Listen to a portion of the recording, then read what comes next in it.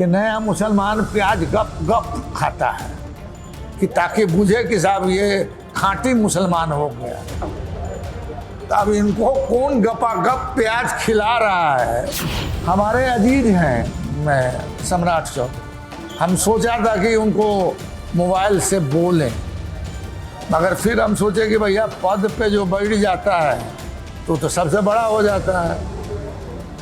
तो वो कहीं हम ही को बुद्धि सिखाने लगे, अगर तुम चुप नहीं रहे तो हम तुम्हारा घर खाली करा देंगे। जिंदगी भर लालू जी को, राबड़ी देवी को, तेजस्वी को, राजद को टारगेट करेंगे तो हम सत्ता में सलामत हैं कि साहब आप हमारे खिलाफ बोलोगे तो हम तुम्हारे लिए ये करेंगे, ये करेंगे, ये करेंगे। और सरकार के खिलाफ अगर कोई बात उठती हो तो उसको टारगेट करके प्रताड़ित करना। सरकार के द्वारा गलती हो रही है तो उसका कान अमेठना। कान अमेठने का मतलब ये नहीं है कि उनका कान पकड़ना, मगर मतलब उनको मैं सख्त ये करना। सत्ताधारी दल अपोजिशन को टारगेट करके अपने दायित्व निर्वहन से रोकना चाहते हैं। बिहार जो है कैसे गरीबी रेखा जो है से कम कर पाए और ऊपर आ पाए, तो जहां सरकार को इन चीजों पर अपनी दिमाग लगाने की आवश्यकता थी। मुख्यमंत्री सम्राट चौधरी को कॉल करना चाहते थे अब्दुल बारी सिद्दीकी, लेकिन कॉल नहीं किए। आखिर क्या बात हो गई कि मुख्यमंत्री से बात करना चाहते हैं राजद के लोग? इस पर विस्तार से बातचीत करेंगे और विस्तार से बताएंगे। लेकिन अब देखिए 10 सर्कुलर आवास को लेकर सियासत में खूब खींचातानी हो रही है और अब विपक्ष ने बड़ी बातें कही हैं, कई नामों को गिनाया है। साथ ही साथ पूर्व मुख्यमंत्री नीतीश कुमार और भाजपा के राष्ट्रीय अध्यक्ष नितिन नवीन को किस हैसियत से बंगला आवंटित किया गया है, इसको लेकर अब्दुल बारी सिद्दीकी ने सम्राट चौधरी से सीधा सवाल पूछ लिया है। सुनिए क्या कुछ कह रहे हैं अब्दुल बारी सिद्दीकी। अपने देश में लोकतांत्रिक व्यवस्था है। लोकतांत्रिक व्यवस्था में जो बहुमत वाला दल होता है वो राज चलाता है, सरकार में आती है, और जो विपक्ष का बड़ा दल होता है या विपक्ष में जो लोग होते हैं उनका दायित्व बनता है कि सरकार की कमियों को उजागर करना, जनता के विरुद्ध अगर कोई अलोकतांत्रिक कार्य हो रहा है या कोई तानाशाही हो रहा है या नियम की अनदेखी हो रही है तो इसको उजागर करना और उसके लिए बोलना, लड़ना, भिड़ना जो दायित्व है ऑपोजिशन का। मगर यहाँ जो सत्ता में कुछ लोग जो आए हैं तो उनको लगता है कि साहब ऑपोजिशन का काम है सरकार के हाँ में हाँ मिलाना और सरकार के खिलाफ नहीं बोलना, और सरकार के खिलाफ अगर कोई बात उठती हो तो उसको टारगेट करके प्रताड़ित करना।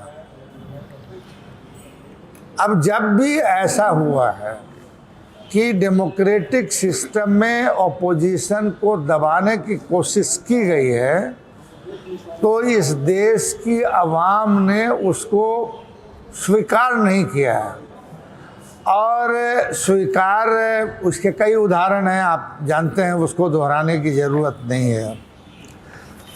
मगर क्या है कि राजनीति अच्छी और खूबसूरत और संविधान के अनुरूप जो कार्य करने वाले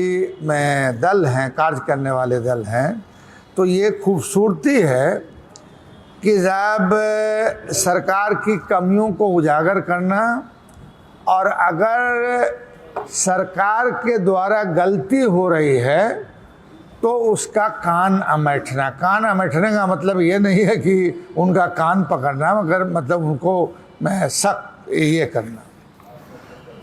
मगर अभी जो वर्तमान स्थिति में बिहार में जो सत्ताधारी दल है वो यह मानता है कि साहब ऑपोजिशन उनकी हाँ में हाँ मिलाए, और अगर उनकी हाँ में हाँ ऑपोजिशन नहीं मिलाए तो उनको टारगेट किया जाए, और टारगेट कई तरह से होता है। अब अभी कुछ चीज़ें ऐसी हो रही हैं जिससे साफ जाहिर होता है कि सत्ताधारी दल अपोजिशन को टारगेट करके अपने दायित्व निर्वहन से रोकना चाहती है।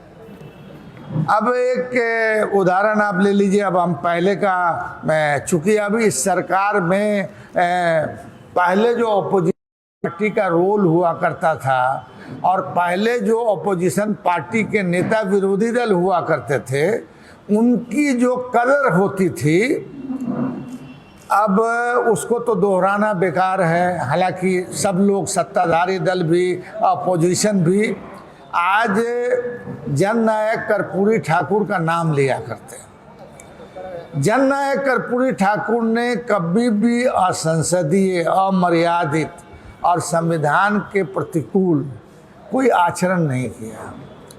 अगर अभी मान लीजिए कि अभी हम ऑपोजिशन में हैं और अगर हम संविधान के विपरीत अगर कोई आचरण करते हैं तो हमको जो है एक तरह से तंबी करने का सरकार को अधिकार है। मगर अब ये सरकार को, जहाँ इस सरकार को बिहार जो पिछड़ा राज्य है, बिहार कैसे विकसित हो, बिहार जो है कैसे जो है दुनिया का जो कर्जा में दबा हुआ राज्य है, ये कैसे कर्जे से उभर पाए, बिहार जो है कैसे गरीबी रेखा जो है से कम कर पाए और ऊपर आ पाए।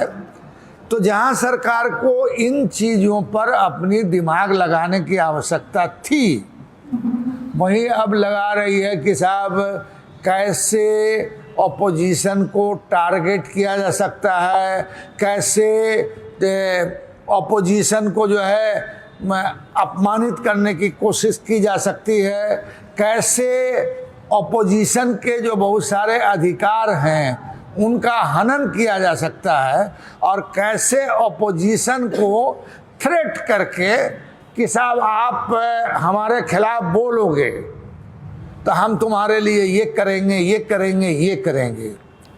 तो यह डेमोक्रेटिक सिस्टम में कतई अच्छा नहीं है।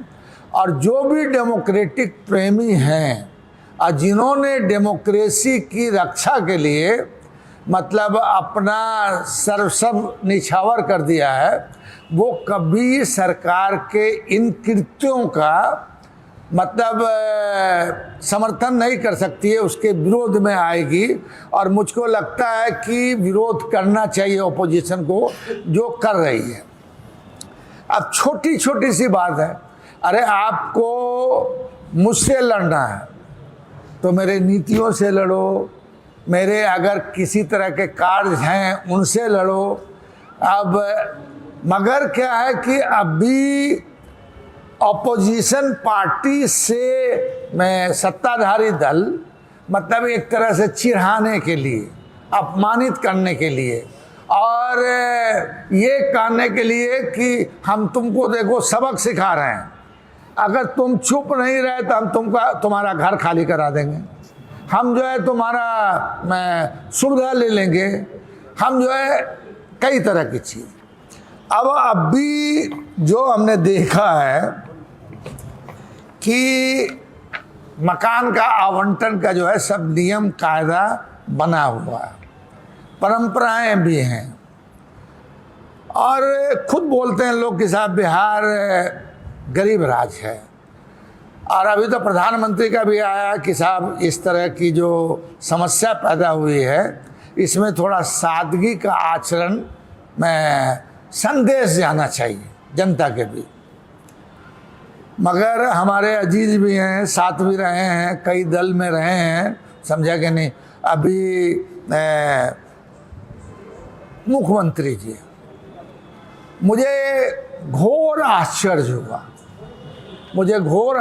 हुआ कि माननीय मुख्यमंत्री जी जैसे कौन से मकान आवंटित है मुख्यमंत्री के लिए, कौन सा मकान? एक अन्य मार्ग। बहुत छोटा मकान था, एक अन्य मार्ग था ना, छोटा मकान, तो वो मकान बड़ा चाहिए था उनको। ठीक है, जितने अभी तक के मुख्यमंत्री हुए सबका काम उसमें चल गया। उसमें भगवत झा आजाद भी रहे हैं, बहुत सारे लोग रहे हैं, लालू जी भी रहे, बहुत लोग रहे हैं, दुबे, हैं? बिंदेश्वरी दुबे, बिंदेश्वरी दुबे जी वगैरह सब रहे हैं। तो लगता है कि ये लोग छोटे लोग थे, तो इनका छोटे मकान में काम चल गया है। ठीक है, अब हमारे माननीय मुख्यमंत्री का विजन बहुत बड़ा है, तो उसके लिए बड़े मकान की आवश्यकता है। मतलब उन्होंने जिस मकान में एज ए उप मुख्यमंत्री वो रहते थे, उसको मुख्यमंत्री आवास में उन्होंने शामिल कर लिया। तब खैर ठीक है, सरकार है, मगर क्या है कि विपक्ष का काम है सत्ता पक्ष को आईना दिखाना। जब अगर प्रधानमंत्री बोल रहे हैं कि अभी विषम परिस्थिति है, खर्चे में कटौती होनी चाहिए वगैरह वगैरह, तो फिर राज्य का प्रधानमंत्री अपना बंगला का विस्तार, मुख्यमंत्री हाँ, बंगला का विस्तार कैसे कर रहा है ये। अब खैर, अब डेमोक्रेसी में कतई सरकार को यह नहीं समझना चाहिए कि वो अस्थायी है। वो अस्थायी है, हर 5 साल पे चुनाव होता है, बहुमत वाली पार्टी सरकार बनाती है और फिर आता है। अब जिक्र नहीं करेंगे पुराने मुख्यमंत्रियों की, भोला पासवान शास्त्री की, जननायक कर्पूरी ठाकुर की, रामचंद्र दास की वगैरह वगैरह, में इन लोगों की, या थोड़ी देर के लिए मान लीजिए हमारे लालू जी की ही। अब देख लीजिए, अभी मुख्यमंत्री का जो बंगला है, अब कह सकते हैं हम कि कंपटीशन में अब हमारे माननीय मुख्यमंत्री का बंगला जो है प्रधानमंत्री के भी बंगले से बड़ा हो गया। प्रधानमंत्री के बंगले से बड़ा हो गया है। और पूर्व में जो उप मुख्यमंत्री के नाम से कर्णांकित था, जो हम बताया कि उसको इन्होंने मिला दिया, मुख्यमंत्री के आवास में मिला। हाँ, मुख्यमंत्री के आवास में मिला, पहले बता चुके हैं इनको। सम्राट चौधरी ने बिहार की सबसे महंगी जमीन पर अपने आलीशान बंगले का विस्तार लगभग 15 एकड़ से अधिक में कर लिया है। क्या सम्राट चौधरी को मतलब राजनीति में और डेमोक्रेसी में लोक लाज बड़ी चीज़ है। अब इसको उन्होंने तिलांजलि दे दी या आत्मसात कर लिया, ये वो फैसला उन्होंने किया है। बिहार में अभी तक उप मुख्यमंत्री के लिए जो 2 आवास कर्णांकित थे, उसमें एक 5 देश रत्न मार्ग इसमें चलाया और 3 स्टैंड रोड में, दूसरा है 3 स्टैंड रोड, जिनमें 15 अप्रैल तक सम्राट चौधरी और विजय सिन्हा रहते थे। ये दोनों मकान, उनसे पहले उप मुख्यमंत्री के तौर पर उन आवासों में तेजस्वी यादव, स्वर्गीय सुशील मोदी, तारकिशोर प्रसाद, रेणु देवी जी भी रही हैं। लेकिन सम्राट चौधरी जी ने इतने बड़े मकान को अब किस बिना पे अपने में मिलाया है, ये तो वो सफाई देंगे। आप लोग पूछिएगा और फिर उनसे ये भी पूछिएगा कि अभी की स्थिति में जो प्रधानमंत्री ने जो दिशा निर्देश दिया है कि साहब पेट्रोल कम करो, फलाना कम करो, साज सज्जा में कमी करो वगैरह, उसमें वो बढ़ोतरी किए हैं या कम किए हैं, ये उनसे बिहार की जनता प्रधानमंत्री के निर्देश जो दिए हैं लोग को, उसके आलोक में जानना चाहती है। अब विजय चौधरी और विजेंद्र यादव जी मंत्री के हैसियत से पूर्व से जो आवंटित मकान है और मंत्री का दर्जा प्राप्त माननीय नेता प्रतिपक्ष बिहार विधान परिषद व बिहार की प्रथम महिला मुख्यमंत्री श्रीमती राबड़ी देवी जी के साथ एक अपरिपक्व मुख्यमंत्री द्वारा ऐसा पक्षपाती दुर्व्यवहार का बर्ताव शो करने वाला कार्य किया। क्या यह उनकी नैतिकता, आचरण और व्यवहार के अनुरूप है? सम्राट चौधरी में बिल्कुल भी न्यायिक चरित्र जो कहा जाता है वो इनके इस कृत्य से नहीं लगता है। और राजनीति में कभी भी ईर्ष्या, घृणा, द्वेष ये अच्छी बात नहीं होती है, मगर जब सरकार और सरकार का मुखिया ईर्ष्या, घृणा, द्वेष की राजनीति करे तो आप समझ सकते हैं कि लोकतांत्रिक व्यवस्था में जो लोग उनको आईना दिखाने वाले हैं उनके प्रति उनका क्या रवैया होगा आप समझ सकते हैं। तो हम इस मार्फत मतलब इनके कृत्य के मार्फत बिहार की जनता को भी यह सचेत कर रहे हैं कि साहब ये जो है ईर्ष्या, घृणा, द्वेष के भावना से काम कर रहे हैं। ईर्ष्या, घृणा, द्वेष के भावना से काम करने वाली सरकार न कभी अच्छी होती है, न समाज के लिए अच्छा सोचती है और न समाज के लिए अच्छा करती है। अब आगे आइए, अब बताते हैं बहुत सारे लोगों के बारे में। अब सम्राट चौधरी ने उप मुख्यमंत्री के लिए कर्णांकित 5 देश रत्न मार्ग को एक अन्य मार्ग में क्यों मिलाया है, तो इनका उनको स्पष्टीकरण देना चाहिए कि साहब हमारा जनता दरबार में लाखों लोग आते हैं, उनको रहने का, खाने का, फलना का हम इंतजाम करते हैं, इसलिए हमने बड़ा कर लिया। उप मुख्यमंत्री के नाम से कर्णांकित मकान जो था अब बदल गया होगा, जब ले लिए उसको तो अब दूसरा उप मुख्यमंत्री के नाम से मकान होगा जो एक अन्य में मार्ग में मिलाया गया। क्या सम्राट चौधरी जी मुख्यमंत्री आवास का नाम बदलकर लोक सेवक आवास रखा है ना, लोक सेवक आवास है?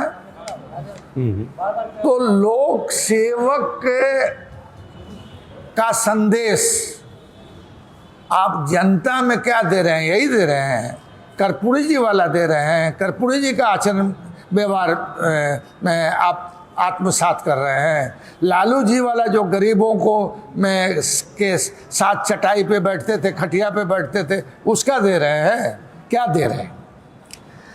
बीजेपी के राष्ट्रीय अध्यक्ष नितिन नवीन से 3 टेलर रोड, अब कौन कौन लोग हैं? मतलब जब भी सरकार शपथ लेती है, शपथ क्या लेती है कि बिना भेदभाव के हम काम करेंगे। और अगर शपथ लेने के बाद भी अगर आप भेदभाव कर रहे हैं तब इसका मतलब है कि आप अगर ईश्वर की शपथ ली है तो ईश्वर को भी धोखा दे रहे हैं। और सत्य और निष्ठा की अगर आपने शपथ ली है तो वो भी ईश्वर ही होता है। हाँ है? गांधी के अनुसार ईश्वर है, सत्य ईश्वर। ईश्वर के नाम से लिए हैं तो अब ईश्वर सत्य ही ईश्वर है। अच्छा, अब आप बता रहे हैं कि इन्होंने जो हमारी नेता आदरणीय राबड़ी देवी जी की मकान है। मतलब 6 महीना 1 साल से अपना कोशिश में है कि ये मकान को खाली कर दें। हमको लगता है शायद ऐसा कि ये जो अभी किस मकान को इन्होंने अपने में मिलाया है, किस मकान को मिलाया है? 5 देश रत्न मार्ग। मुझको लगता है कि इसमें भी इनका काम नहीं पूरा हो रहा है। हालांकि कहने को उन्होंने अभी जो है जिस मकान में पूर्व मुख्यमंत्री नेता प्रतिपक्ष विधान परिषद रह रही हैं, उसको लगता है कि या तो पहले इस मंत्री के नाम से आवंटित करा के और फिर इस मकान को भी मुख्यमंत्री आवास में समेट लेंगे। इतना बड़ा काम है, इनको तो समेटने में थोड़ा आसान होगा। अब किन किन लोगों का मकान अभी तक इन्होंने कोई ना नोटिस दिया ना खाली करवाया है वगैरह, तो हमने पहले ही कहा कि सरकार की दृष्टि समदृष्टि होनी चाहिए, चाहे सत्ता पक्ष हो या विपक्ष हो, आम जनता हो या लाट साहब हो, उसके लिए बराबर का होना चाहिए। तो अब जानना चाहते हैं हम सरकार से कि नितिन नवीन जी किस हैसियत से रह रहे हैं मकान, सरकारी मकान में रह रहे हैं, बड़े मकान में। दूसरा, तरैया के विधायक जनक सिंह को मंत्री का आवास 28/10 हार्डिंग रोड आवंटित है, उसमें वो रह रहे हैं, किस हैसियत से। पूर्व विधायक ज्ञानू जी किस हैसियत से रह रहे हैं। देवेश चंद्र ठाकुर जी, ये तो एमपी हो गए, वहाँ भी मकान मिला होगा। यहाँ भी जो है ये मकान था टेलर रोड का लाता शायद, उस मकान वो देवेश चंद्र जी के साथ है। पूर्व मंत्री राजू सिंह 11/13 मैंगल्स रोड में, अगर इन लोगों को नोटिस दिया है तो आप लोग पूछिएगा, उसकी कॉपी मांगिएगा और बड़ी कृपा होगी कि हमको भी उपलब्ध कराइएगा आप लोग। उसके बाद करणजीत सिंह विधायक हार्डिंग रोड आवास में किस हैसियत से रह रहे हैं। Manorama Devi 20/B Harding road में किस हैसियत से रह रहे हैं। पूर्व मंत्री कृष्ण कुमार मंटू 17 हार्डिंग रोड में किस हैसियत से रह रहे हैं। दीपक कुमार रिटायर्ड IAS हैं, तब वो कहेंगे कि प्रधान सचिव बन गए हैं तो हो सकता है उनको आवंटित रिन्यूअल करा दिया गया हो, मगर बड़ा मकान है वो भी उनको सफाई देना चाहिए कि किस हैसियत से वो रह रहे हैं। सांसद संजय झा, कितना दिन हुआ सांसद बने हुए, ये M स्टैंड रोड में किस हैसियत से रह रहे हैं। और लिस्ट बड़ी है। उपेंद्र कुशवाहा जी 24 स्टैंड रोड में किस हैसियत से रह रहे हैं। क्या उन्हें आवास खाली करने के लिए नोटिस दिया गया है इन लोगों को। क्या सभी विधायक जो केंद्रीय पूल के बंगलों में अनधिकृत रूप से रह रहे हैं, उन्हें MLA फ्लैट में अलग से आवास क्या आवंटित नहीं किया गया है। और अगर आवंटित किया गया है तो आवंटित मकान में क्यों नहीं गए हैं, और फिर सेंट्रल पूल के मकान में किस तरह से रह रहे हैं। आयोगों के कितने सदस्य हैं जिनको सरकारी आवास दिया गया है। JDU के IT सेल और उसके मुखिया किस हैसियत से सरकारी आवास में रह रहे हैं। मंत्री नंदकिशोर राम को इसी सरकार ने 11 मई को 11 हार्डिंग रोड आवास आवंटित किया था। उसी मंत्री को दोबारा 27 मई को 10 सर्कुलर रोड आवास आवंटित किया गया है। क्या यह इस विवाद में डालने के लिए एक दलित मंत्री को जानबूझकर जो आवंटित मकान था, जो आवंटन हो गया, उसके बाद फिर ये जो 10 सर्कुलर रोड क्यों आवंटित किया गया, क्या वजह है? तो सरकार को ट्रांसपेरेंट काम करना चाहिए, मगर इस सरकार को ट्रांसपेरेंट काम करने में विश्वास नहीं रखती है। ये कहती है कि साहब हम टारगेटेड पॉलिटिक्स करेंगे, घृणा का पॉलिटिक्स करेंगे, द्वेष का पॉलिटिक्स करेंगे और कई तरह की चीज़ें। अब इतिहास गवाह है, कभी भी घृणा, द्वेष, नफरत के जरिए राजनीति करने वाले लोग समाज में सफल नहीं हुए हैं। ये एक तो सरकार में असफल हैं और डंका जो पीट रहे हैं जीत का, वो जनता बिहार की जान रही है कि किस तरह से जीते हैं और कौन सा आदर्श आचार संहिता का उन्होंने किस तरह से उल्लंघन किया है।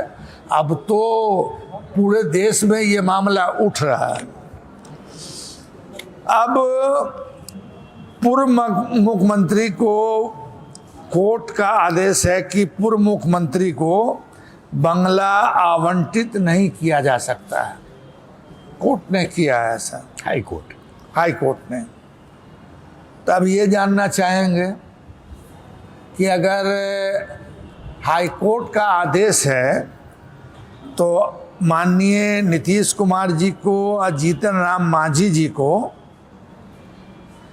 हाई कोर्ट के आदेश के विपरीत आचरण करने के आलोक में क्या सरकार ने मकान खाली करने के लिए कोई नोटिस दिया है क्या? एक दिल्ली में मकान है बड़ा, और दिल्ली में बड़ा बड़ा मकान भी है इन लोगों को। अब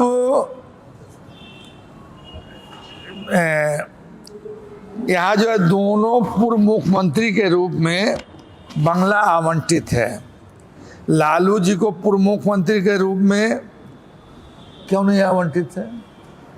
जब दो पूर्व मुख्यमंत्रियों को पूर्व मुख्यमंत्री के हैसियत से आवास आवंटित किया जा सकता है, तो लालू जी को पूर्व मुख्यमंत्री के हैसियत से मकान आवंटित क्यों नहीं किया जा सकता है?